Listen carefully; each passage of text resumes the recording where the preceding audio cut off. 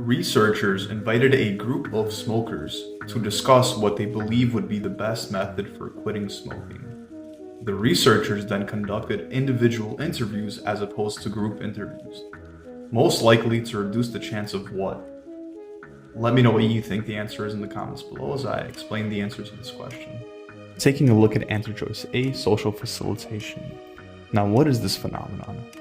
It's when a individual is in the presence of others, and this is going to improve this individual's task performance. So this doesn't really fit with the context of the question. This is more so when you're doing a task such as solving a puzzle or searching for something as an example. So A is definitely not the answer. Looking at answer choice B, social interference. This is going to be the opposite of social facilitation, where social interference is going to be a decrease in your ability to perform a task when in the presence of other people. And social facilitation is going to be an increased ability to perform a task. So both A and B, they don't really fit the context of this question, so these answers are incorrect. Now looking at answer choice C, groupthink. This is a phenomenon in where you are very likely to not go against and to conform with a group's opinions and ideas.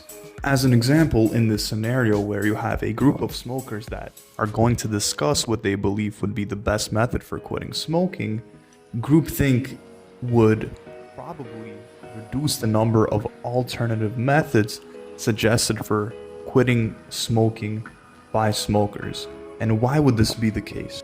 As an example, if one of these smokers proposes an idea that instead of smoking, you should go work out.